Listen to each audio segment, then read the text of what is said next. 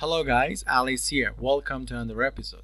In this particular video, I'm going to be going back to the topic of analysis and trading idea, giving you my insights and analysis on two of the most important instruments in the crypto market, which are BTC and Ethereum.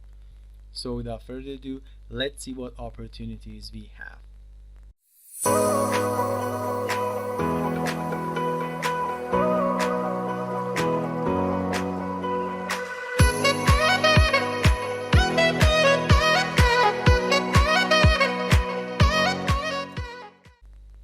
Okay guys, this is the BTC's 5-minute chart on Binance Future. As always, I'm checking the Binance chart because I'm trading on Binance. If you're using a different exchange, make sure you check the chart for that particular exchange. So guys, you can see the BTC is pretty much bullish, is making new highs and had recently broken through this high as well. So resistance turning into support, that's our first criteria. The second thing is, if you look at the volume profile, you can see the POC is just here.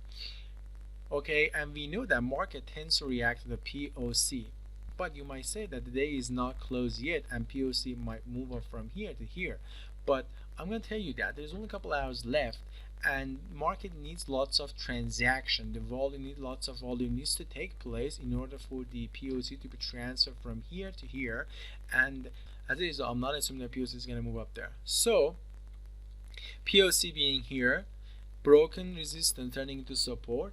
And if I turn on the stack imbalance, you can see that there's also a stacked imbalance here. So three criteria making this level strong enough for a buy. Now what I'm going to do is that I'm going to wait for the market to move down here. Once it's around the 42,800 to 42,700, I will look for the bullish reversal signals. You've seen two of those in my previous videos in the training playlist of this channel.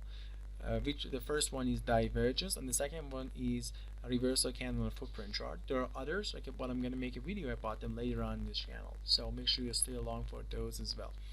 So there's only one thing I should do: wait for the market to get there and take my long trade only if it is feasible. But one thing you should note, guys, is that this is the 5-minute chart, so this trade goes to the scope of a scalping or probably day trading. It's not definitely swing trading. If you want to swing trade, you have to take a look at the H4 or a daily time frame to find strong confirmation or indication of a bullish trend. Okay, with that being said, we move to the next chart, which is Ethereum USDT. Okay guys, as you can see, Ethereum has the same condition as the BTC, is moving up, making new highs, and this is the volume profile of today, and POC is residing at this location. So if I mark this level, okay, that's going to be the first thing to look at, the POC. And also market has broken to this resistance, resistance turning into support, just like the same situation we had with the BTC, and below it we have the POC. Let me turn on the stacked imbalance. There you go. There's also a stacked imbalance here. That's the good setup. So if the market drops here around 2300, I will look for a buy trade only if I have the reversal signals. So what if the market breaks through this level? Where would be my next level for a buy trade? Later this afternoon, I was looking at the market. I noticed this level. Okay, if you pay close attention here, you can see that the market moved up, rested, and continued moving up. So I have a rally based rally, and I marked this level.